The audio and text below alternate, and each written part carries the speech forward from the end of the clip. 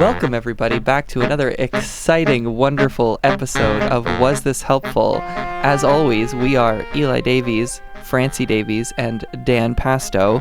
Davies. Dan Pasto Davies. And today, I've been told that Dan and Francie have brought some questions for me. But first, would you two like to hear a story?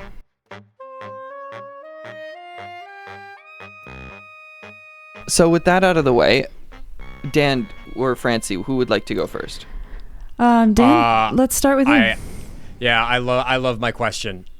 Go for it. I love my question. So I'm gonna send you guys two pictures on Discord. Okay. This is a park. This is at a park. We have a wide shot and we have a close up. Let me know when you have them up. Yeah, I got him. Wait, All right. I don't. I trusted my laptop and I should never do that. Okay. I got him. You got that? So we got these two trees right next to each other that are growing like at such a bizarre angle relative to all the other trees. Yeah. Yeah, guys see that? So we're at this park and we're just like, damn, why are those trees growing that way? And no one else is doing that. Yeah. I have no idea what to make of this. Why are the trees growing at that angle? Yeah. I have an idea. Now it's worth note. Yeah, my theory is that it's got something to do with the bridge. That they're like they're not getting enough sunlight towards the bridge or something, so they're like, oh, we have to reach for it. Which way? But it doesn't make sense. Oh, that's a good question. Well, this is like close to sunset, and the sunset is like to the right. Mm-hmm. So that and I'm on the west coast. Yeah, so that the would trees be are west. tilted away from the sun. No, they're tilted towards. So the sun is setting on the other side of the bridge. Oh, okay, so they are tilted towards the sun. Yeah. Well, I wonder. It's curious because it doesn't seem like it would be lacking for sunlight where it is. Yeah. Doesn't. But I guess there is like a big pillar in the way, and maybe when it was a baby tree, there was something else going on. I mean, Like there was that something bridge else is around. hella old, right? That bridge has got to be hella old. Yeah. But that tree's definitely older. Then the bridge? Probably, right?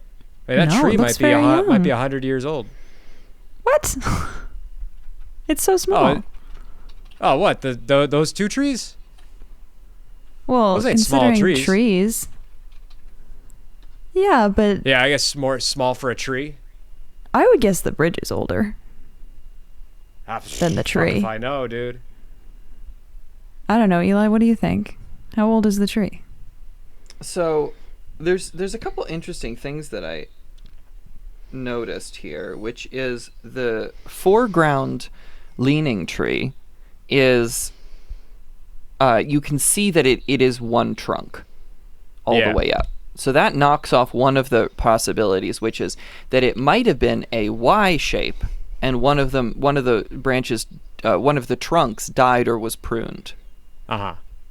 But it's not that, at least for the foreground tree, because we can see that the trunk is really continuous all the way up. Yeah. So there's, other than that one, which is pruning, which is just very common, actually, that a branch will like die and fall off and the tree ends up leaning. There's three things that I can think of that it could be. I have an idea too. Yeah, Francie, why don't you do yours first? So the tree on the right looks older. It looks a little bit bigger. It looks thicker. Right. So It's got a thicker look on the base. Oh, wait, that kind of... Okay, well, what I was thinking is that the trees were competing with each other from a young age. And so if one of them needed to lean, then they both needed to lean because they're so close to each other. Who planted them? That they kind of just always were going to have to grow in the same way because they're both competing for the same light. Does that make sense? It does. So, these trees, I don't think have ever had to compete for light. Yeah? Yep. You guys want to guess why I'm saying that? Because they're nice guys and they share everything. They're just absolute fucking homies. I don't hate that answer. You can tell. I love that answer, but you can tell from something about the trees that they've probably never had to compete for light. Oh, their branches come out? Yeah, it's too wide. Their Yeah. hips are too wide. They're splaying out, which you would go for more up. So it kind of looks like the foreground tree had to go for height, but actually you can see that it was pruned. It is lost a lot of branches. So it used to be much wider. It So almost seems like they're... Oh, sorry. Continue. no, Francie. It almost seems like they're almost acting like they're one tree. Yeah, honestly. How far apart are they? Couple feet? Fuck if I know. Yeah, a couple A feet. yard? Maybe a person. Probably a little less. Like a full-grown adult. So I think that there's two things that are most likely it. So first of all, before I say those two, it could be light seeking. They could just be growing in the direction of the light, and that would be a species thing, where this tree actually isn't super bothered about being vertical. It just wants to sort of grow towards the sun. I think that's somewhat unlikely because of how wide open the space is and the evidence that these trees are happy splaying out in all directions to sort of get their light. So I think that light seeking is a reason trees grow on an angle sometimes, but probably not in this case. Ooh. Mm-hmm. Ooh. What? Another reason that trees grow in weird directions is because they were injured, Totally. right? Oh, yeah? You think somebody squashed them when they were little? Well, we have a tree in our front yard that was hit by a snowplow, and she's never been the same. Oh. So yeah, the tree in our front yard is quite straight up and down now. You can still tell, though. Yeah, you could still tell, but it's not leaning. Oh, yeah, it's not It's leaning sort of now. marred. And so, but I don't injury... know. You don't happen to have a picture of this tree, do you? Well, because I've been there. Which tree is it? So I don't have a picture of it, and I can't really photograph it from inside, Yeah, but... no. It's like right by the turn off to our driveway. Yeah, right on the corner. Oh, sure. Okay. Yeah, there's a lot of trees over there. I don't know Big which one specifically. It's just one. It's on the other corner. It's on the corner of our yard. It's a big Okay. spreading oak tree. Okay. And so I think that, injury's on my list of what this could be, but it's... if this is interesting to people listening, give us a comment. I think it's more likely that it was an injury from a piece of earth-moving equipment, where it's like it was an older tree, and it got injured. Like, it wasn't injured when it was under like 4 inches in diameter. It was injured when it was bigger. But I also think that's relatively unlikely. I think that the most likely thing is fascinating, and might have to do with how this park was created. Because sometimes when you're making a park, you have exposed bedrock, especially near a big construction site like under a bridge, where they sort of whacked off all the natural topsoil, or they had to blast and to excavate. So anyway, this park wasn't where the surface was. They've sort of changed the surficial geology, and then they had to bring in fill to make the park that they then put sod to get on. Phil there. He's the only one who knows how to do it. Yeah, he's the only one. And so what Phil did was he took gravel and then dirt and then topsoil and then sod and stacked it up and then planted some trees. Now, the problem with that is that when you're building a bridge, or a house or anything, you have to be careful what kind of, scratch bridge. Bridge usually uses driven piles, so pretend I didn't say that. But when you're building a building, you are very careful about compacting your fill, squishing him down in there, Phil. so that your building Phil. has what they call the right bearing capacity. You push down on the earth, you don't want the earth to move out of the way. Yeah. Right? It has to resist. But because they didn't really build anything here, it's possible that they did not compact the fill. that would have resulted, or could have resulted, as these trees get bigger and bigger. And the really key thing here is that the trees that lean are taller. That means they have a longer lever arm.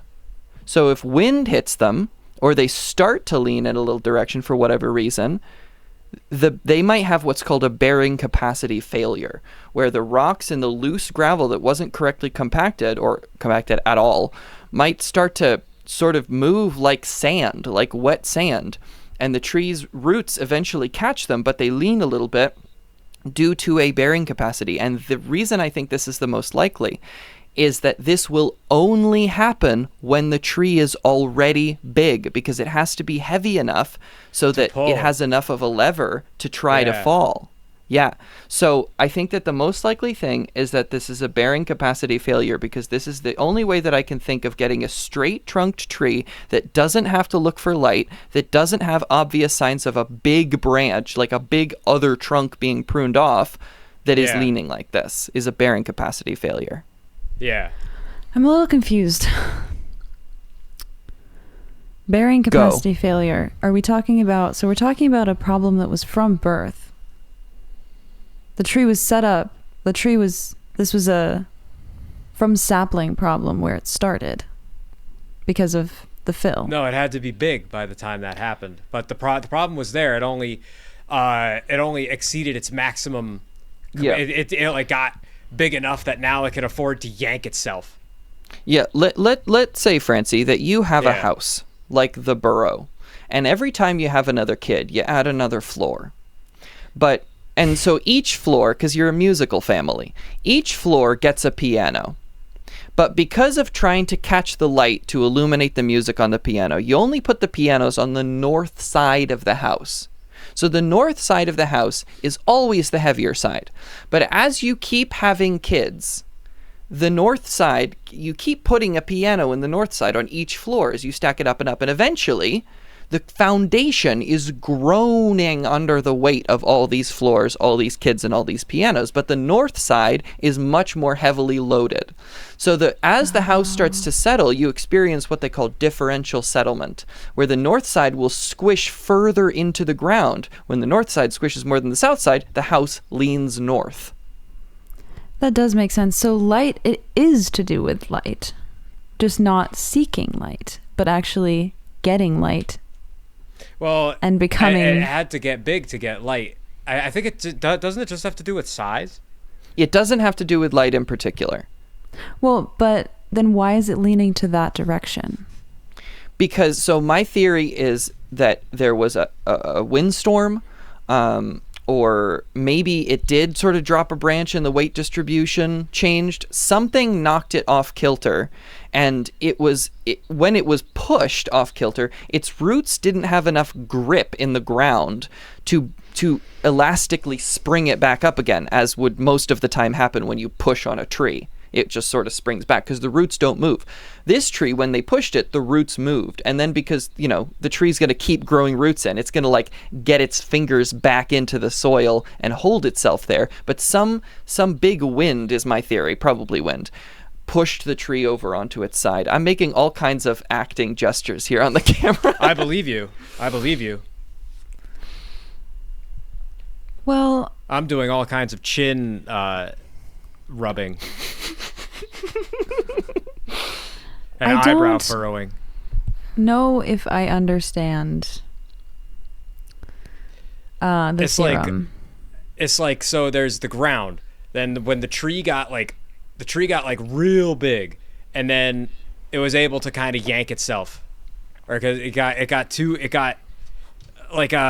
so this is a problem that has to do with the way they artificially stacked the ground when making the park.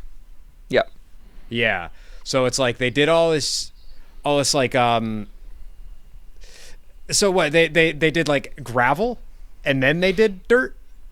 Usually this is what happens. You bring in, for a park, you'll bring in sort of cheap fill that it's at different places, different things at different places. I won't get complicated by talking about gravel. That will, I hope, I sincerely hope, be another gravel. part of the podcast, another podcast some other day. But I love talking about gravel. But yeah, it's your favorite thing.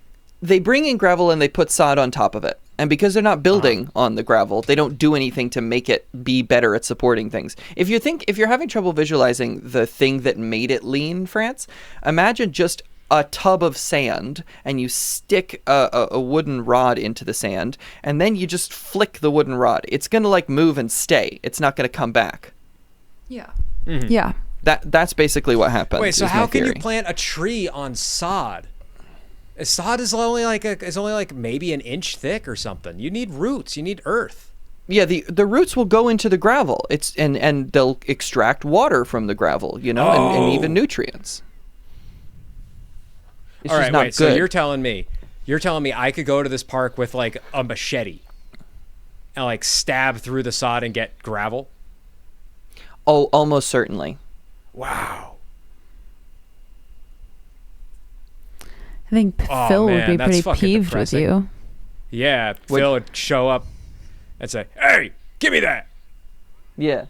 So And then the he'd storm thing, off, the wag his beautiful, finger. the reason I like this, the reason I think that this is the most likely thing is we're next to a bridge, next Yeah. to presumably a river. So Yeah, totally. There's a big When- river under that bridge. when you're in that kind of place, this was a construction site. This was Yeah. verdant. There was a point where this was not verdant. It looked like the land of Mordor, where it was just Yeah. rocks and mud. And Yeah. so they had to bring every piece of green in here. And it's very rare that they get to preserve the nice, naturally compacted soil that the trees are used to sinking their roots into. So it's kind of like the surroundings suggest the history that could lead to the trees having this bearing capacity failure. Wow, that's so interesting. Yeah, no, I never in a million years would have guessed something like that. So I could go there with not just like a machete. I could go there with like with a spoon. box cutter and like cut open the sod and see the dirt and see the gravel. I'm going to introduce you to Admiral Sir Cloudersley Shovel, Yeah. who is a real What? person, by the way. Did they invent the shovel? No, but wouldn't that be cool? Oh man, somebody else invented the did his ancestors invent the shovel? One would almost hope. Pray. Yeah, I think yeah, I like have- like Thomas James Ladder. I think I have bearing capacity failure. Are you leaning Yeah, I slightly think to a the lot of right? I'm leaning to one way. Okay, listen. I rest on my right foot. I stand a lot, and I Yeah. am always on my right foot, and my right Really? shoes are more worn in. My back's been You hurting know what you got. You so know what you much. got to do. You know what you got to do, Francie. Get First new off, shoes. you got to get new shoes. Second off, when you feel that happening, you gotta move the pianos you gotta back. force yourself to stand on your left foot for a Well, little so bit. I am uneven. This is something that the 2 haircuts ago. That's how I measure my life. Many haircuts ago, when Just two. My friend Nika was cutting my hair, and she said, "I'm having trouble getting it even," and that's when I realized you can literally see it right now. I am uneven. I am the problem. My shoulders are 2 different heights. You can see it so clearly right now, and I have bearing capacity failure. My roots are not strong enough or whatever. Dude, you gotta stretch. You got to move the pianos back. You got to alternate which floor the pianos are on. Yeah. You gotta. I mean, you gotta do. Do you do shoulder exercise? Do you make circles with your shoulders? I love doing that. I do that a lot. I'm doing it right just now. hexagons. I love that. I only do hexagons. No, circles only. Oh. I don't do blank organic shapes, no. exercises. I just I don't just do did a any hexagon. exercises. It's fun. I've been Well, exercising more. Consider stretching. Yeah. You should get that on a t-shirt, Dan. Consider Yeah, stretching. like here's the thing. Like my number one piece of advice to anybody is try to stretch. Try to stretch every day. I don't I care how stretch my young and how mind. limber you are. That's not the same thing. That's a different thing. I'm having trouble like in life with the mind-body connection. I tend to focus Yeah. Sure. a lot more on the mind. That's really what I feel matters about me. Me too. But Yeah, I'll here's tell the you what's thing, though. really good for that, Francie. It lives in your body. Yeah, that's true, Eli. That's true. What you're about to say? Yeah. What's really good for the mind-body connection is stretching. Well, Or what? I don't want or to. No, you know what's really good for the mind. The body A being healthy okay. body to live in. Yeah, it's true. That's also true, but Like specifically that's what I thought you were gonna say. for dissociation, stretching. Oh, okay. Yeah. Oh yeah. It's like, Which- dude, like yeah. it's like, dude, if you're living in a house that sucks, are you gonna be happy? No. You're gonna not be happy. So you give your brain No. a little happy house. Yeah. So for the readers at home who've studied yoga, Francie and Dan have now discovered and articulated, not satya, shuddhi, and asana, which are two of the limbs of Raja Yoga. Shuddhi is cleaning and asana is stretching. Huh. That's pretty So funny. you're killing it, is what I'm trying to say. You're doing Damn. great. It's hard. It's hard to. Is sexual intercourse one of those other limbs? So yes, but it's not Dude, just you're shitting me. It's not just sexual intercourse. So one of the limbs is kama, Kama, kama, which is pleasure. And if kama isn't one of the limbs, you can roast me in the comments, but I'm pretty sure it is. It's Come on, it's Dr. in there K, anyway. roast him in the comments. And Yeah. fucking, you may have heard of the Kama Sutra. Yeah, I've heard of that. Heard of it? I've never read it. Pleasure is the limb. I gotta go get water. You guys keep podcasting, white boy. I did yoga once. Yeah, and never again.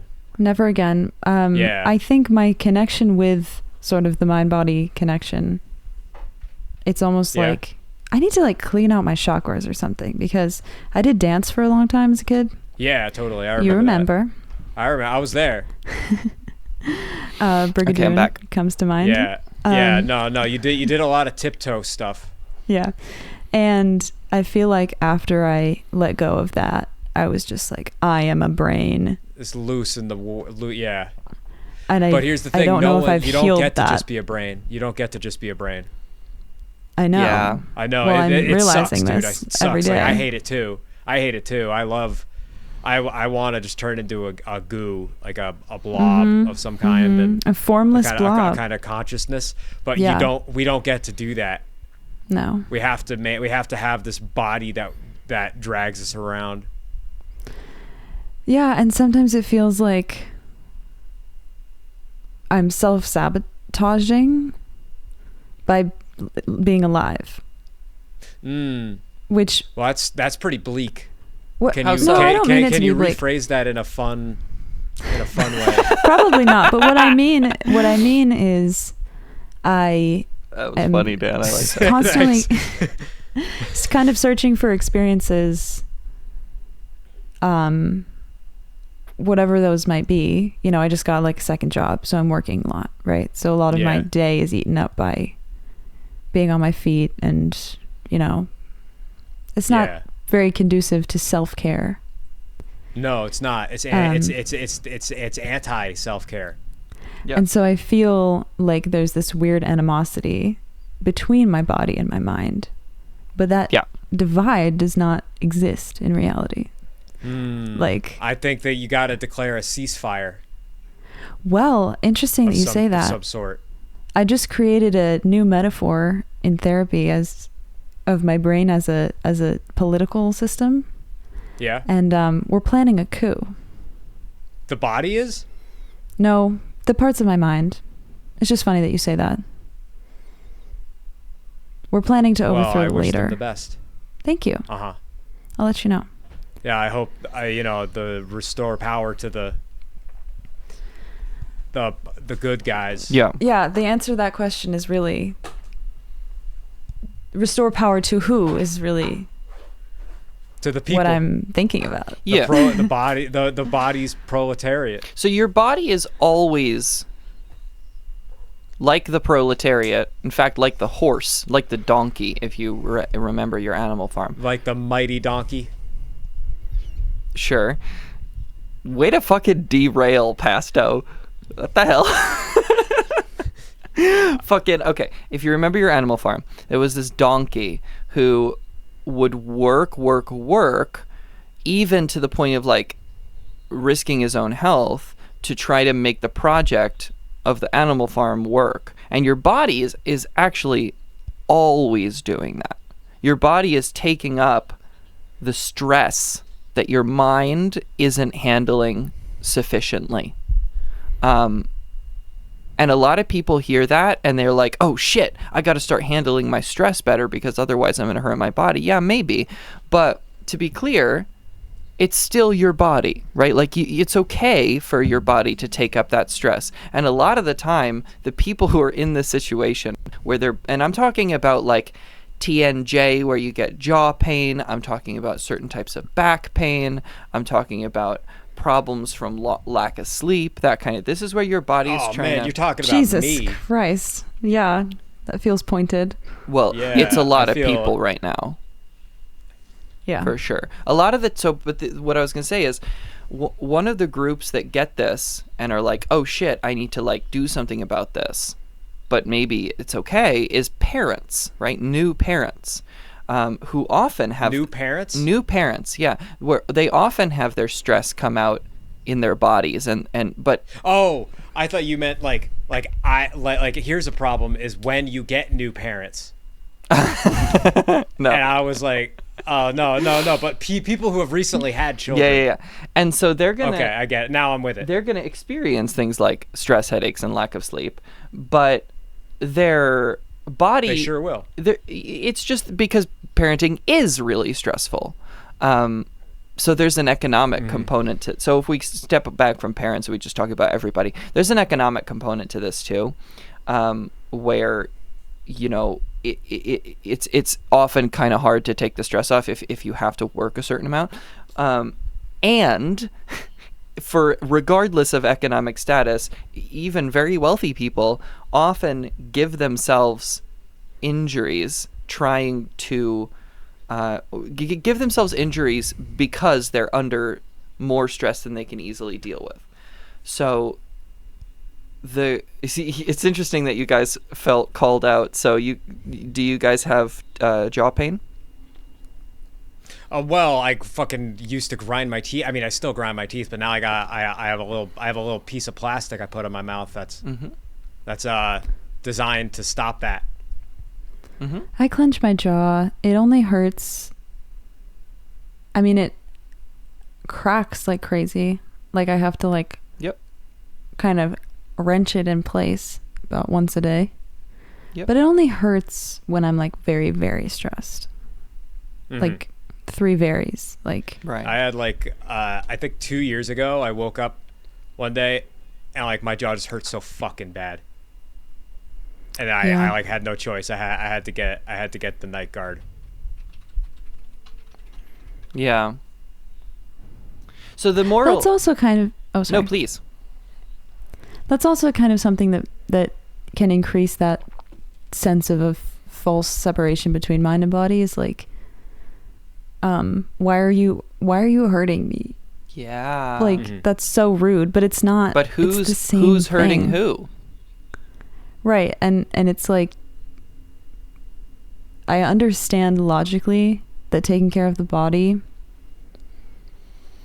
cleaning house, if you will affect the mind, but I don't understand that emotionally. I only understand it logically.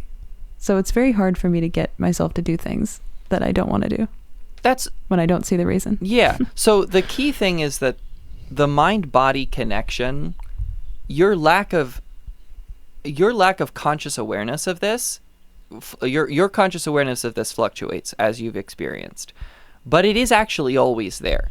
And so the reason, when I say who's hurting who, that's a little bit of a red herring. The fact is you're hurting together, right? It's not that the body's hurting you. If you take a minute when your jaw hurts and think about how your mind feels, your mind probably also hurts. Is that fair to say? Yeah. Say that again. If you take a minute and examine your internal emotional state at the time when your jaw or your back hurts or you have a stress headache, your body's hurting, but your mind is probably hurting too. Yeah, my mind isn't like, shut up, body. I'm trying to do that. My mind fun is thing. like, shut up, body. Oh, all right. It probably is, but take a step back. So that's your mind lashing out, okay? People often lash out when they are hurting. But my question is that the case? Is your body hurting too? Sorry, is your mind hurting too? Yes. Okay. So the fact is that the mind-body connection, if it wasn't there, if you actually were disassociated, then your body wouldn't be hurting. Because your mind would be hurting and you'd be disassociated. So this is where we get the concept. I guess I don't think you guys saw this one coming, but this is where we get the concept of the cognitive distortion. Dissociation is a cognitive distortion. It's not really there and we know this because otherwise you wouldn't get the jaw pain. You wouldn't get the stress headaches if dissociation really worked. Yeah, like you can't escape that. Ooh, can we talk about ADHD briefly? Because I heard something that kind of blew my mind. Totally. Let's hear it. I was watching a video of a podcast. It was, I don't remember who. It was like some infamous podcaster, but I'm not remembering who. It was a psychologist. Infamous podcaster? Yeah. Doesn't matter. It'll come to me or not. But this psychologist, I'm assuming, was talking about what is ADHD. So I'm going to ask you guys a question, and I'm just ripping this from the video. Say I were to right now start really, really stressing you out. Like you can't handle, I'm just like really stressing you out. Mm-hmm.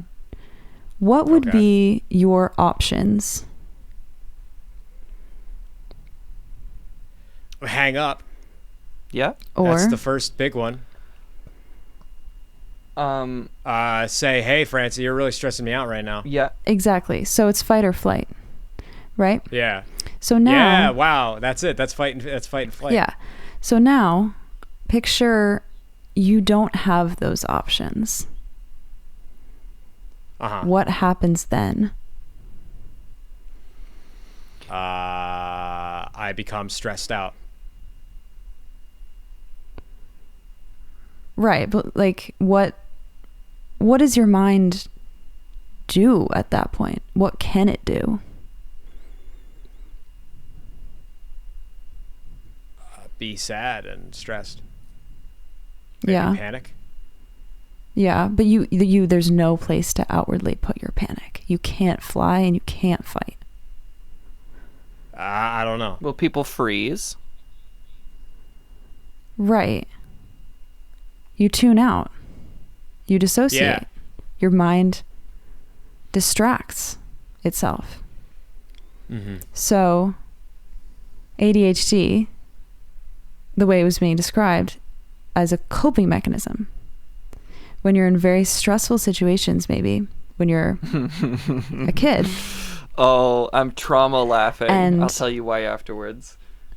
And you can't fight that situation and you can't leave. So your brain learns to tune out and to distract itself and becomes very good at it, even when you don't need that coping mechanism anymore. And it's interesting. I was talking to someone I met recently. I posed him this question: what would you do if I really started stressing you out right now? And he said, I'd probably start to tune you out. Yeah. And I was like, oh, Cut buddy. right to it. Right to the meat, right to the bone. You got it. And I thought that was interesting, kind of thinking about mental disorders in general as sort of like, because more and more recently I've been thinking there's no proof that chemical imbalances cause mental illness. So we are just an amalgamation of our genes and our experiences. Dan, is that a sentence that makes sense to you? There's no proof that chemical imbalances causes mental disorders? I mean, I've never really looked it up. Okay. If I literally have no idea. if people are watching this and are like, what the fuck? Very simply, we know that if you give someone something that will change the balance of neurotransmitters in their head, then that can change and reduce or even sometimes eliminate their symptoms of things like major depressive disorder. So that's causal in the treatment, but we don't know that major depressive disorder is caused by not having those neurotransmitters. We assume that because of how we treat them, but we don't know that that's where they actually come from. And it doesn't really make sense that that would be where it comes from. And even if you're saying, like, even if someone were to say, well, I didn't have a traumatic upbringing, I never had, like, what if you got spooked really bad when you were a baby? Mm-hmm. Like, you could have gotten spooked really bad when you were so small. Yeah. And that affected your mind. And, it, you know, I think, I mean, your experiences can also affect the way your genes are expressed. Totally. And so thinking about the ADHD as like that coping mechanism just made me think about kind of all mental illness. So there's even this, were you done, France? Yeah. There's even this thing that happens with babies, fetuses in utero, and I just want to preface this by saying I fucking love abortion, dude. But there is this thing that happens as a baby is developing, where if the mom has a high balance of ACTH or other stress hormones, adrenocorticotropic hormone, then the baby will sort of develop in this stressed state, and their brain will start to do some version of what Francie was describing as it develops. And this can lead to what in child development is called a difficult child. And most of the time, these difficult children have ADHD or somewhere on the subclinical ADHD spectrum if they don't actually have diagnosed with it. So you can trace the pattern of stress even to the hormonal balance of the mom. Well, can't you can draw this back to grandmother, the experiences that your mother had. The egg that created you was in your grandmother, and so I think that they've been able to trace even that back to a step removed. That would be a different process than the one that I just talked about. That would be gene expression. And I'm not talking about that. I'm talking about a brain that looks like a brain and is developing. Right. Okay. Yeah. But I mean, it's very interesting. interesting. Brain that looks like a butt. Brains famously do kind of look like a butt, Dan. Well, it looks more like a butt. Right. It's all very interesting because is mental illness genetic? It's like, yes and no, partially. Kind of, but it is to do with experiences and like, talking about God or like people thinking that you're made a certain way because of God. Yeah. The other thing which I have to bring up here is that mental illness in our society seems a lot more genetic than it need seem. Okay? So that might sound weird, but ADHD and lots of other learning disabilities and mental illnesses can be, and I'm going to have to qualify this a lot, but can be usually put into sustained remission, which means that you can get a person through treatment and medication to no longer experience actively symptoms of this thing that really get in the way of their life. The problem is that there are education and economic reasons why we do not effectively treat basically anybody's mental illness.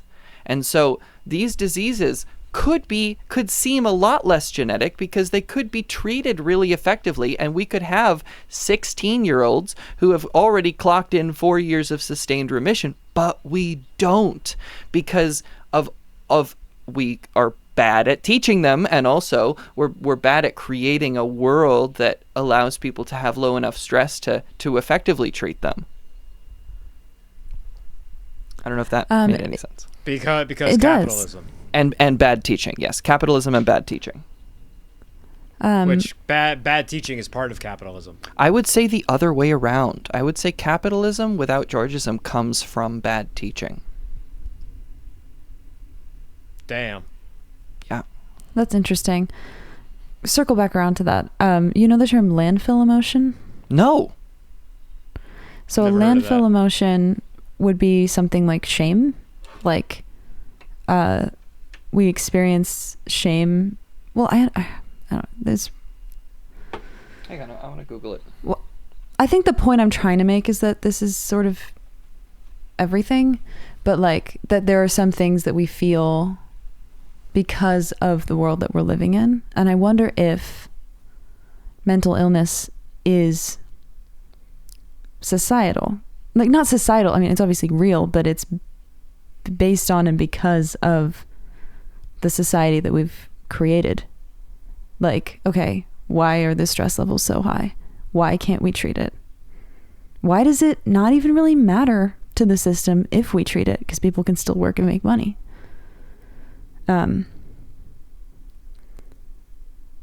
Would there still be mental illness? Was there mental illness before there was society in the way we know it now? So I've been thinking about the difference between American culture and cultures in other countries. Yeah. Specifically thinking about two things, which is the sense that Americans spend a lot of time in the house and the concept of the house and the home, and also thinking about the blackout that recently happened on the whole Iberian Peninsula. And it's sort of like people on the internet have been talking about how it was like handled differently than it would have been handled, like, say, if the whole East Coast had a blackout, the whole East Coast of America. So I guess I've been thinking about culturally, what are the differences between American culture and other countries in the world, and sort of how does this relate to America's sort of position as like the center of the empire, I guess, in a sense. And like, how has consumerism affected America differently, and how does that sort of like draw out from America in like concentric circles? Why do Americans spend so much time in their home? And what would happen if we had this huge blackout, say, on the East Coast? Is my question. So, tell me a little bit about the blackout. Well, I don't really know a lot about the blackout. I don't know anything about it. Okay, here we go. I got it in front of me. On 28th April 2025 at 12:33, a major power blackout occurred across the Iberian Peninsula, affecting mainland Portugal and peninsular Spain, where electric power was interrupted for about 10 hours in most of the peninsula and longer in some areas. The power cut caused severe difficulties in telecoms, transportation, and essential services. At least 7 people in Spain and 1 in Portugal may have died. F's in the chat. Minor power cuts lasting seconds or minutes occurred in adjacent regions of Andorra and parts of southwestern France. Nobody cares about southwestern France. Rude. According to the website of the Spanish electrical operator that I'm not going to read, let's call it REE, that documents the power grid, there was sufficient power to the grid leading up to the outage. According to the site, the grid was supplied with 32 gigawatts. Wow. To meet 25 of demand, and was exporting the rest. The remainder was used for pumped storage, which we can talk about if you guys don't know what that is and want to talk about it.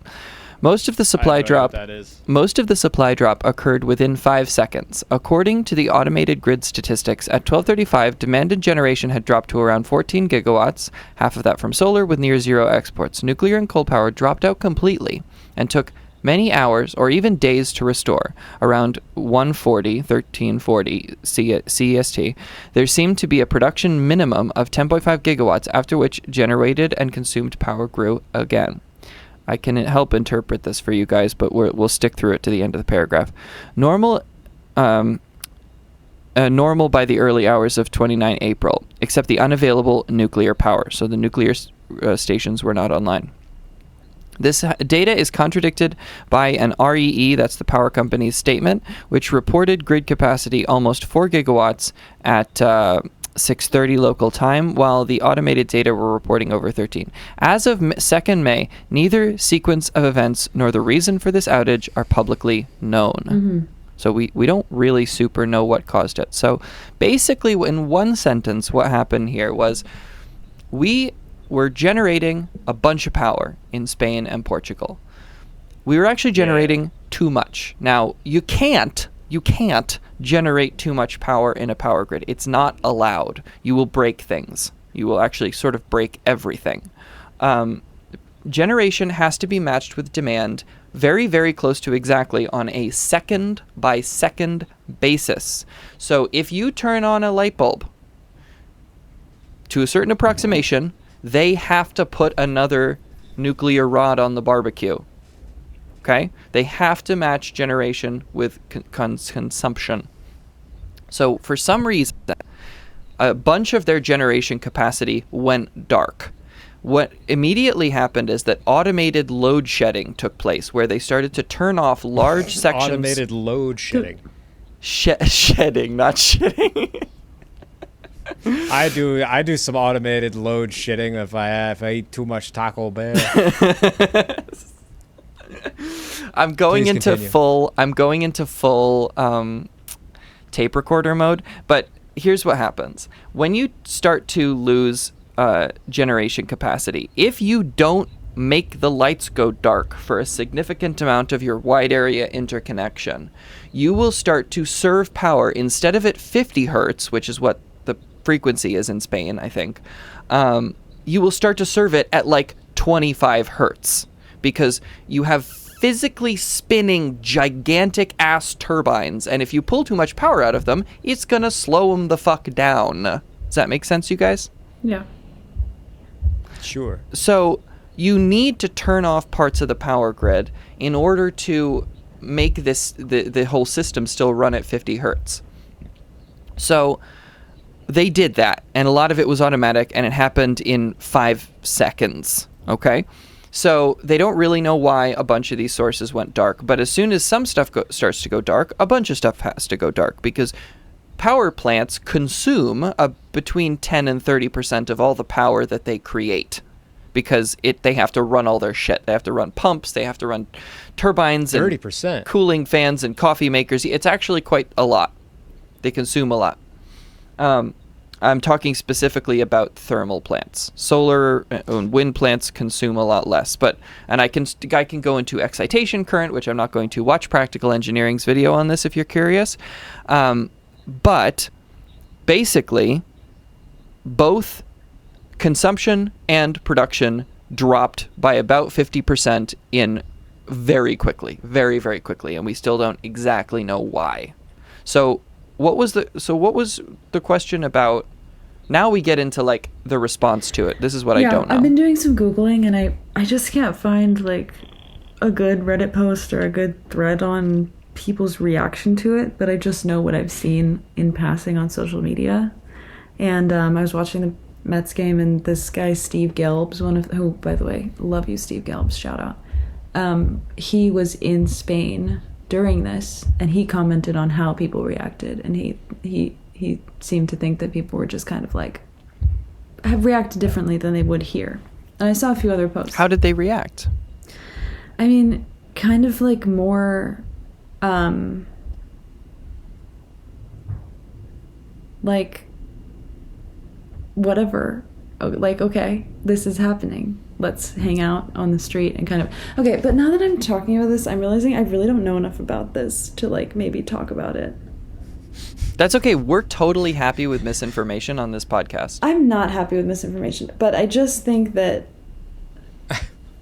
okay, yeah, Eli, I don't know about that. I don't think I like that. Oh yeah, hey, yeah, me here. I say misinformation's fun. No, dude, I ain't down with that shit. I think that what I was more interested initially anyway was the other part of my question, and maybe we can bring in how we think we would react to a blackout like this, because I'm realizing I don't have enough information on how people in the streets reacted to this. I just have like Steve Gelbs and a couple of Instagram posts. So other part of my question was, why do Americans spend so much time in their house? When it feels like well, there's a lack of third spaces. Yeah. a big move away from that. You know, libraries and places don't really exist so much. It's not a lot of parks, a lot of coffee shops where you have to buy something to hang out Yeah. there. Gyms that you need a membership to be there. One of my favorite third spaces was actually Guitar Center, which recently closed down. My favorite Ooh. Guitar Center Oh, it at sucks. Barclay Center closed down. Wait, did the whole industry go under? Did the whole I business? don't know. I don't think so. But it was like kind of a third space because most people who were going in were not buying guitars, which is probably why it closed down. They were all Yeah. just like hanging out, playing Yeah, probably. guitar. And it was kind of like acted like that third space. Yeah. But like what is this like difference between, I don't know, it's like, what am I trying to say? So what do you think about that, friends? Just to connect the power cut story to the third spaces idea, what apparently happened in Spain, what I hear you saying, France, is that people they couldn't be in their houses. The lights are off. So I'm just going to go outside and hang out. And this was less of a big deal, your theory goes, for people in Iberia versus people on the east coast of the U.S. because of people being more comfortable being out of their houses for whatever reason that is. Well, like in Europe, people like drink wine walking around the street and like it just, People do that here too, by the way. well, yeah, I guess. Well, It's just not legal or smiled upon. Sure, so people smile upon it in Europe. I mean, is that Yeah. is the sort of constant vigilance of police, police state state. part of this, and sort of like, Oh yeah. I mean, dude, it's just work. It's just that everybody here just fucking goes to work all the time, and we're kind of weaponized against their neighbors in a way that's like really unfortunate. yeah, it is hard to You know. engage with your own community. Dan, what Yeah, does that they make mean? it very difficult to do that.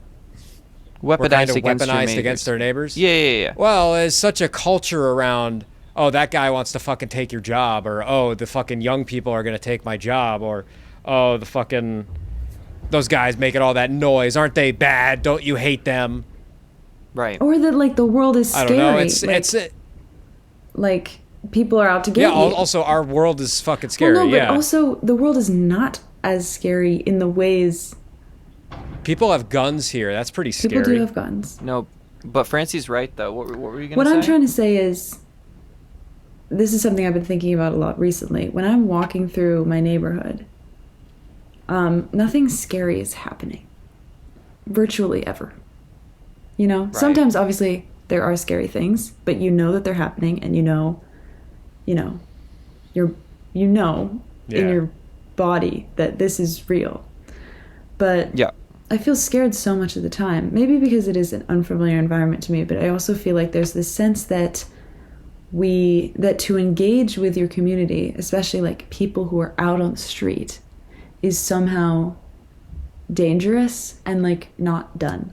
That like there is a separation between you and your own community, which doesn't exist all in every place. Well, here's the thing. I'm You're sorry. good. I'm sorry. Go Please ahead. continue. I've never been in a community where I felt like I was really part of it, or been a part of a neighborhood where I felt I was really part of it. It was always I went there for work, and then fully expecting that I'm gonna move. You know, it was never like, yeah, here I am. It was always like, okay, so like I moved to Los Angeles 7 fucking years ago, and I've never felt like Los Angeles is my home. Never. Yeah. Not for a single moment did I ever feel that way. And now I'm probably going to move pretty soon, and I will not miss my home, Los Angeles. Oh, how I long for those strip malls and parking lots and just no cloud baking you as you walk Like so, it's like versus you go to France. Maybe there's people who live there like their whole fucking life. Well, So if yeah. I were to phrase your question, France, it might be Please. like, why is the U.S. like this? Yeah, and sort of how does it relate to larger sort of historical Totally. patterns where the US has sort of become really dominant and really seeking to control markets and parts of life in other countries through like consumerism and marketing. Can I ask a question Please. for both of you guys? Do you know about the difference in vision, the two competing visions of Andrew Jackson and Alexander Hamilton? No, I do not. I could guess. Francie? Go ahead and guess.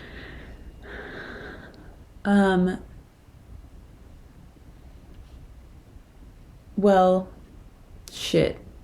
Hamilton believed in the central government having power. He did. And okay, you know what? No, I can't guess. I don't know enough about Andrew Jackson other than that he sucked. So Yeah, other than that, he's a big racist. yeah, He so killed Kidnapped a a baby. lot of. Oh, I didn't know that. Yeah, he did that. what did he That do? it would be a baby napping, Yeah. not a kidnapping. So what was the So- difference? Yeah, so there were a few differences. I think they're extremely relevant. Extremely relevant. So Andrew Jackson was many things. Sorry, not Jackson. Andrew Johnson. Okay, everybody take a big step back and recognize that I'm doing this off the. If there was ever any doubt that I'm doing this off the seat of my pants, to understand Oh, here there's no doubt about that that. I just named the wrong president. I'm talking about Jefferson, Thomas Jefferson. Oh. Thomas Jefferson. I apologize. So, Thomas Jefferson wanted the United States to be a few things. He wanted an economy that was focused on small farmers. He believed that freedom was very closely, inextricably interconnected with owning a small farm. And I would agree with that. right, it's very relevant. I'd love right a now. little farm. Very relevant right now. And Yeah. that informed a lot about his economic policy, what he wanted for the U.S. economically. The irony 'Cause if you there have a can't be ignored. He owned a huge plantation. Oh Worked yeah, by but he hundreds of genuinely slaves. spent a lot of his time thinking about small farmers who were white guys. He spent a lot of his time thinking about relatively poor farmers, but who were white. So He also probably thought about black people and how We'll white get people there. should have them. you're jumping ahead of my script, Dan. So we'll actually I'll talk sorry. about that right. No. We'll talk about that right now. So one of the most important part of Thomas Jefferson's vision is slavery, because one of the only things that small farmers need that doesn't come from the United States is African slaves. So Yeah. his policy was that there Black should be people. no international trade. Thomas Jefferson wanted no international trade except for the slave trade, and he believed the only good one. that if we have a nation of independent small farmers, then they could not be ruled by a tyrannical government. The interesting thing is right now, I live on what is effectively an old small farm, and I feel distinctly insulated from some of the negative effects of a tyrannical government in its nascence. But anyway, now then we talk. So okay, slavery, small farms, and freedom. Then we talk about Hamilton. What did Hamilton want? Hamilton was way more of a city-focused guy. He wanted to invest in industry. He personally took his money and invested in industry. From the play, we know that he wanted to create this Bank of the United States. What do you need a giant central bank for? To create an industry, to invest in things. One of the things that was recently dissolved by the Trump administration is a vestige, one might say, at least spiritually, of Hamilton's policy, which is a branch of the government that invested in businesses that Wall Street wouldn't invest in. And it was like scrapped by Doge, which is just ridiculously stupid from an economic standpoint. It doesn't make any goddamn sense. That's in character. Yeah, it just doesn't make any sense. But anyway, so Hamilton wanted this big bank because he believed in cities and industry. And if you believe in cities and industry, are you listening, Republicans? You believe in trade. Hamilton wanted more free trade, because if you want to stimulate industry, you know that you want to be trading, and you want to buy stuff and sell stuff, right? You want to buy raw materials and you want to export finished goods. And so we should have a lot of trade, and according to Hamilton, especially with England. And Washington mostly agreed, or let Alexander Hamilton run this plan for the first presidency we had. So, but here's the point. In the end, spiritually, the United States ended up being shaped much more by Thomas Jefferson. For one thing, we didn't abolish slavery. And for another, the individualism roots took hold and locked in like that tree didn't in the gravel. Yeah. Yeah. The roots of Jefferson's thinking really got their claws into the U.S. zeitgeist, and it's still there. So, but the important thing is that this vision of Jefferson's was revolutionary. It was new. This is not how Europe worked. When you think of... sorry. Go ahead. I'm just thinking about how true it is that land and having access to land is so important when it comes to being able to sort of fight back against this and have a sense of safety and have a sense of like future.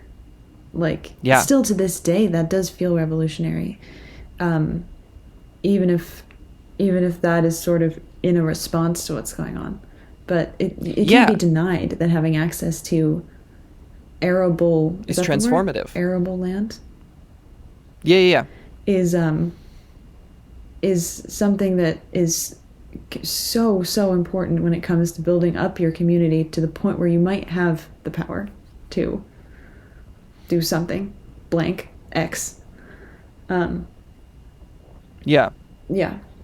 Continue. So Jefferson's ideas of rugged motherfucking into fucking visualism took shape in the United States, but they were very new on the world stage. And so one of the big reasons why the U.S. is different in this way from Europe is more individualistic. Even in the roots of your question, Francie, what are people what are people really free to do, or feel free to do in the Iberian Peninsula? Leave their goddamn small farms, right? Go onto the streets.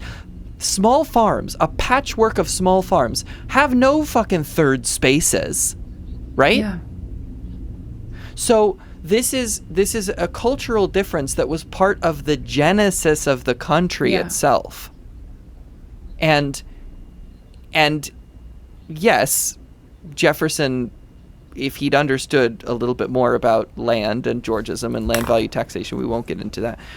He would have understood that his vision didn't need to compete with Hamilton's vision, because Hamilton, if we imagine Hamilton as a sort of a collectivist vision and Jefferson as a very individualist vision, those two don't actually have to compete. But he didn't know that, and he was much more influential for how people think.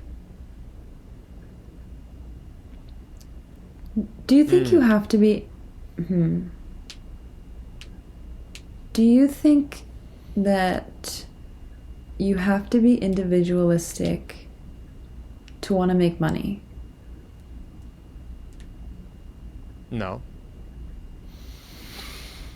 Where was I going with that? I think I think a lot of making money is I'll hire some people to do that shit and then take half of what then keep most of the profit.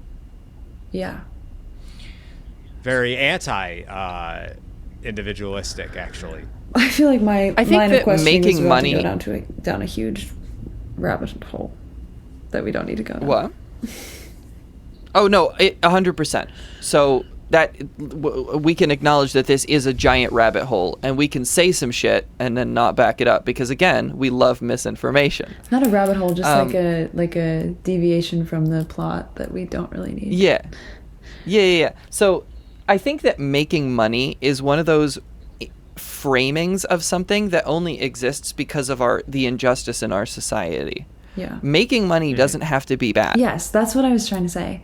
That's what I was trying to get to. I think the way our aunt described New York once was that it's very commercial in its inception and in sort of still the way it works. It's centered around industry and commerce and making money, Wall Street, whatever.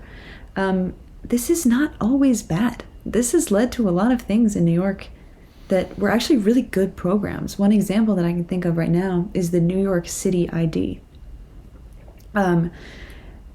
which comes from like, okay, people need an ID to work. We want people to work here. We want our industries to succeed. Oh, you can't get an ID. Maybe you're not a citizen. Here, we'll give you a New York City ID.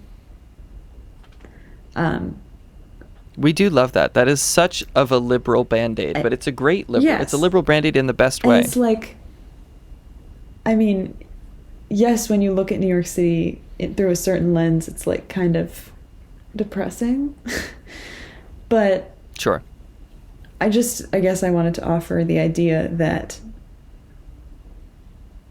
wanting to make money is not bad. It's just like, are people getting compensated, and is the work you're doing like ruining the planet? Right. Which I guess doesn't really relate to my original question of why is the culture different, but it's just something I wanted to add. Because when you think about, Hamilton being so city focused, I think cities get shit on.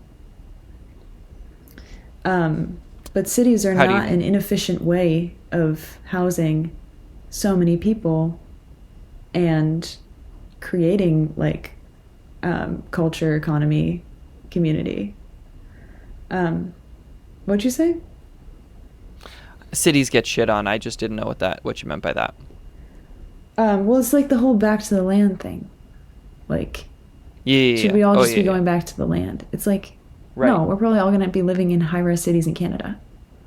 People shit on cities and they idolize small farms, and neither one of those makes a huge amount of sense. Yeah. I love big farms. And big pharma. Cities. Do you really? No, that part was a joke. So going back to why are we in the house so much and why are we disconnected from our communities? I think... And why are we always with the phone? Sorry. Why are we always with the phone? I'm not kidding. It's a very good question. I think, or I wonder, how integrating yourself into your community affects how you interact with it. Like, why, Dan, do you not feel like LA is your home? Yeah, that's fucked up. Because I moved across the country for work. Yeah. I think it was the moment that I started to let myself think of New York City as at least a home that I have, that I was able to actually try to integrate myself in small ways into my community more. When was this? A couple months ago. It's interesting You got me beat. that we heard the hedge. Did you hear the hedge? It's like at least a home. Is there a reason? Well, I've only moderately integrated myself into the community. I see. There's still a process here, but I think you watch all the freaking baseball games. I do. I would if I moved. Yeah, I feel like that's a big part of me not feeling immersed anywhere is because I don't care Interesting. about sports. Well, I wonder what will happen when you eventually move to a place where you can breathe a little easier and kind of like where you Yeah. are and see that I mean, there I are think- so many reasons that you moved there. Right. Yeah. Yeah, I moved to LA for one single reason. It was for fucking work. And I I- didn't do it for any other reason. And And the and thing- everybody does that, and that's probably why it's so shitty. And Yeah. and two people were over at my I house. think a lot of people love LA though. I think Yeah. I'm very hermit-y. Two people were over yesterday who are obsessed with LA. They're like, LA is my favorite place. I love it there. One of them lives there. One of them visits a lot. He's like, it's the best place to Really? live. I'm obsessed with it. I mean, I listen to Kendrick It's the Lamar. best place to live. Who and the fuck how are he these? talks- Who are these people? I don't know. Danielle's friends. And then I But listen it's the best place to. Who the fuck could ever argue that it's the Well, best? listen to triggered. Kendrick Lamar. He What? writes love letters. That's To true. the Roger city? Yeah. Don't say you hate LA if you don't travel past the 10. Don't say you hate LA but live in LA and Fuck pretend. off. Well, this is his home. Fuck off. This is the place Fuck that off, he's Kendrick. from. Dan People Pasco, hate 2025. where I'm from. People hate the country. People just would never Look, I'm not want to go saying there and they visit. gotta. It's like don't say you hate LA. Yeah, just drive an hour and a half and then you'll be somewhere cool. Like okay. Well, you Where I understand am what I'm sucks, saying, though. right? I mean, yeah, but I can't. I don't know. I've been so hurt by this town. I just can't be here anymore. Yeah, that's fair. We don't have to talk about LA. I just think it's interesting to like what makes someone No, we connect. can talk about LA, but I'm never gonna shut up about how much I hate this place. What makes someone connect to a place in a way where they can get out of the house, take their headphones out. Not work, No. friends, Yeah, people. Community. I think that's really big. love, Community. love of where it is, love of where you are, a desire to It's connect with it. That's interesting to me because it's not the place that is what I think of when I think of what's keeping me here. It's like the people. It's not like when I drive into New York and see the skyline, I'm not amazed by it every time anymore. But I do think, Yeah, of course not. oh, tomorrow I get to see this person. And then Right. the Yeah, next that's day I way get better. to see this person. Whatever. Yeah, But I think there is a thing that happens to you when you decide to face your fear of the outside world, whatever's outside of your door, whatever isn't on your phone. There's something that happens to you when you, and I think you have to face a certain amount of fear to get to that point. Right. Like it's good fear. It's like helpful fear. Yes. It's Dan. realizing that you're not actually in danger. Yeah. Dan, if yo girl loved LA, do you think you would learn to love it? This might be a dumb question, like maybe it's obvious, but I don't know. That's a good question. Yeah. We'll never have that answer. yeah, we'll never know, almost certainly. We'll never know. We'll almost certainly never know the answer to that. No, I'll tell you this about LA. I got a lot of great friends here. There's a lot of great people who live in LA that are doing their thing, and I love them. I love very many people who live here. It's the town itself, or it's the part of the world. It's the, Right. Yeah. it's wrong. Everything feels wrong. The design is wrong. The infrastructure's wrong. I just don't know, man. I don't know. Maybe if I moved out here with 6 or 7 of my bestest buddies, Sure. Yeah. maybe Yeah. then, but so it's people that connect people to land. Yeah. Really, it is. And I moved out to LA, and I just didn't have any friends or any money or a job for like a year, less than a year, like 8 or 9 months. And then like I felt things started to go my way, and then they went bad again. And then again, I thought things were going my way, and then they went bad again. And it's just I came out here for a job, i.e., I came out here to like compete with people. Mm-hmm. I came out here to like do my little dance for money. Yeah. That's what it was. I didn't come out here because of love. Versus if I moved to a place for love, I imagine I will like that place a lot more. I suspect so, and God bless. I have a question Yeah. about sort of like, Sure. so there was this difference in when America was sort of in its founding focused on this individualism related to like the idea of freedom, whatever, liberty, whatever. So what was the difference in the more European mindset, or Is a in brilliant, its brilliant founding question. or whatever, and where does it go? Like so wait, I mean, how is that different? Like, That way, I just realized something that we didn't talk about when we were talking about that other thing that may actually be part of what you're saying now. We have not talked about cars yet.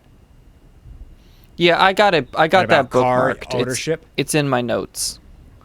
And like, dude, like going from place to a place, you get in your car, you get in this little bubble, this little wormhole, and you're at that place where you were going, and all of a sudden all those other people were just fuckers in your way.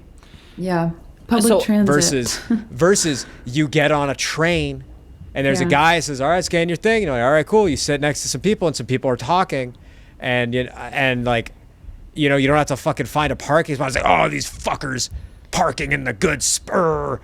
They're in my way. They're like obstacles. When you're in a car, other people are obstacles. When you're not in a car, other people are people.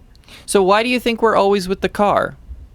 I'm just gonna bookmark what you were Because saying, there's France, no and public we'll get back there. transportation. There's no I mean, I could religion. I could tell you in LA, it's very difficult to get around without a car. So you think that there's what came? I think I just want to ask my question again. Why are we always with the car? Dude, rugged individualism. Look at that.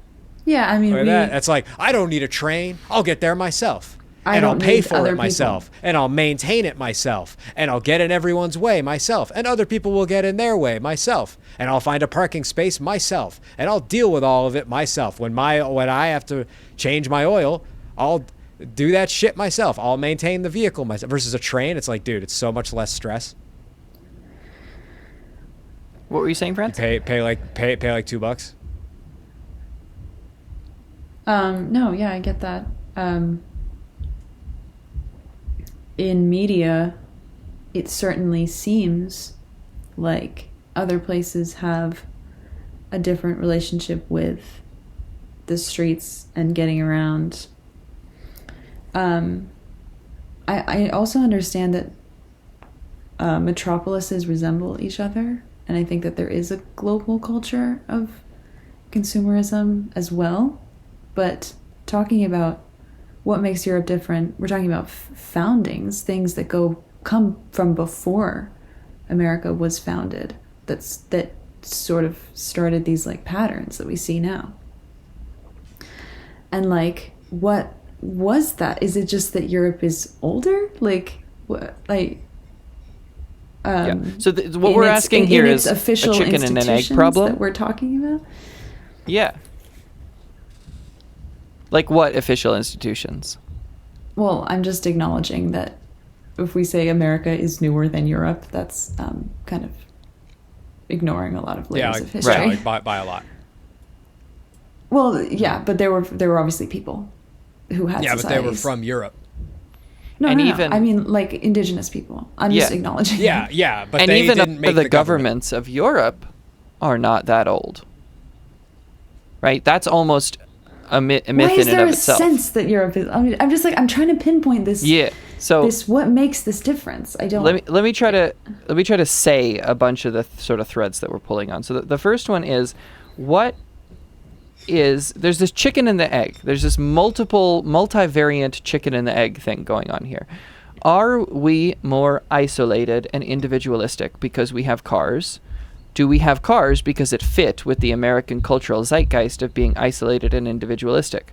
Where did these ideas come from? Why is Europe different? And also, the other thing that I wanted to say is, so we've got we've got Jefferson with his ideas. His ideas aren't coming from America, and they're not coming from his brain in particular. They're coming from France. They're coming from the individualistic revolution. That's a crazy way to describe the French Revolution, but give me some rope. Of the French Revolution, and Jefferson was aligned with the ideological beliefs, the anti-tyranny, the anti-king, the anti-centralized power of the French Revolution. And so this idea was both imported from Europe and very new. And so sort of, I think one of the reasons we're getting tripped up is we're viewing Europe as this old monetary monarchy. Well, what I want to say is like one thing, homogenous.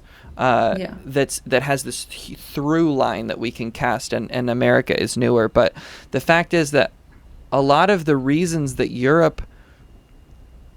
a lot of the reasons for Europe's cultural identity across Europe are also fairly new.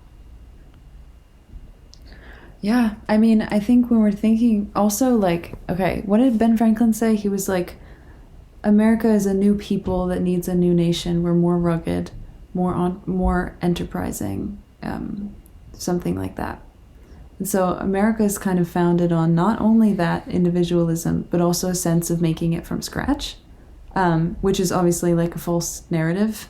Yeah, but real it's fucked up. the idea that was posed, which is that the American is more rugged, more enterprising, and able to sort of like hack down a tree, actually a fuck ton of them, and build something new on your own. Like, people were coming to America, well, I guess depending on, some people were coming for religious reasons, but many people were coming, especially to the southern part of the United States, they wanted to find gold. They wanted to find gold laying on the ground. They wanted to build something for themselves. And this has been so deeply integrated, purposefully or not, a lot of it probably was purposeful, Thomas Jefferson, but into like what it means to be an American. Yeah. So I wonder if that's part of the difference. Yeah. And there's a lot of history that makes this chicken and the egg. Is like, basically, if we were just going to ask, like, why is America always with the car, which is kind of the same question we're asking, it's like, okay, so the big reason America is always with the car these days, I keep saying that because I think it's so funny, is that it is funny, is economic mismanagement, or really just not mismanagement, because that's a little bit. Anyway, we'll just say economic mismanagement in the immediate post-war era, where we thought that more cars means more businesses, and more businesses means more economic output, and more economic output means more jobs, and that's just like a good thing, because we wanted to build this massive industrial plant. And I don't think that's true. And I also am pretty sure that Alexander Hamilton wouldn't have thought that was true, because it presupposes that the only way that we're going to grow industrially is through cars in particular. And I think that if we were put a little bit more energy into things like zoning, then we could have done that industrial growth without the cars. So there's some lack of foresight that resulted in us being so always with the car. Well, also like marketing and marketing and advertisement has something to do with it too, because I'm thinking about some of my research I did about Brazil and Cuba and sort of like the creation of new markets for American companies in like Latin American countries. It was posed to the middle class through marketing, advertising, that you needed a car. Yeah. To sort of, not just to get to work, but to sort of be a part of the middle class. Yeah. And this is huge in America, in the United States. calling it America. Sometimes I feel quite silly because my friend Huli, who's from Colombia, always laughs at me when I say America. She's like, "You're not from America. You're from the United States. Like, America is this very large thing." Anyway, I just derailed myself. Anyway, marketing, advertising, middle class, creation of new markets.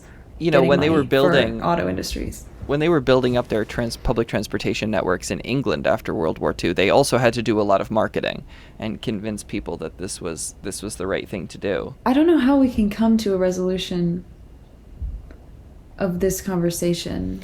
We can't, and this is where I have to come clean, because, viewers, I lost an episode. We did an episode about the theory of land value taxation and the work of Henry George, and the fact is that this just doesn't make sense without Henry George. Like I mentioned, part of the chicken and the egg of Always with the Car is zoning.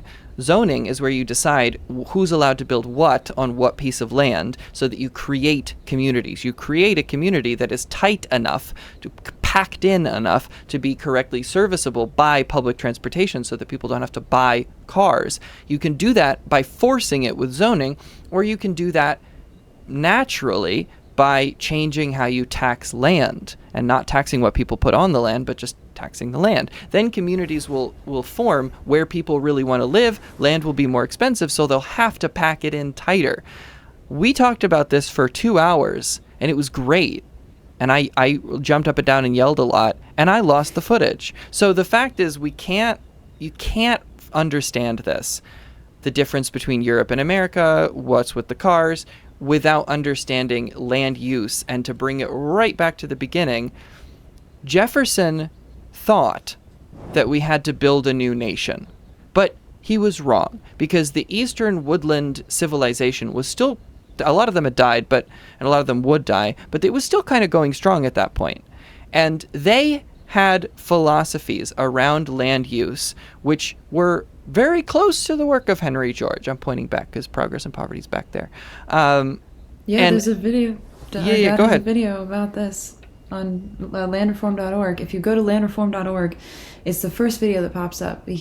Our father made a series of videos, but the first one is about historical conceptions of land use and how the idea of private ownership of land is not an idea as old as time. And he goes into the Bible and he goes into different things. It's very interesting.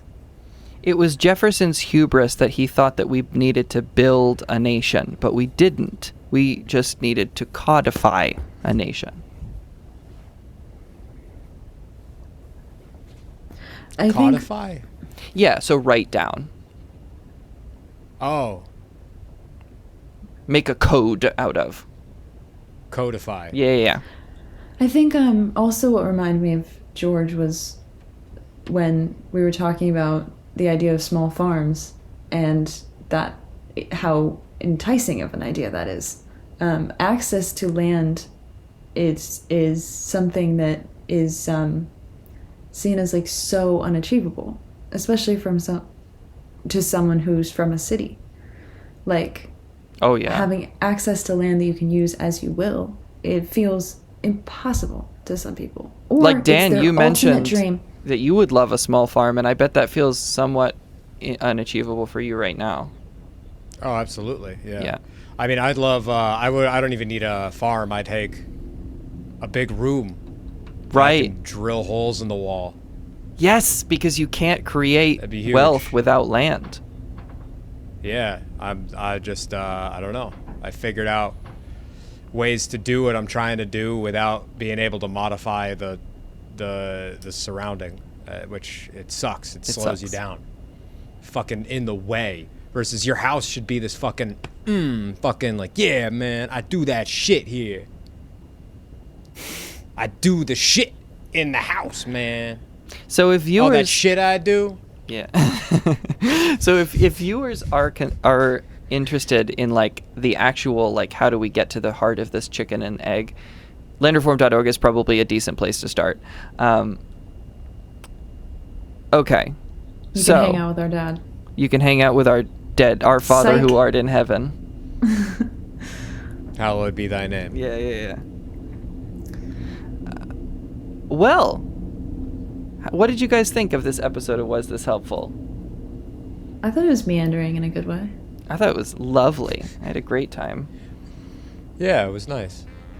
So thank you guys so much for watching the podcast. If you enjoyed it, give it a like, leave us a comment on anything you thought was helpful or unhelpful.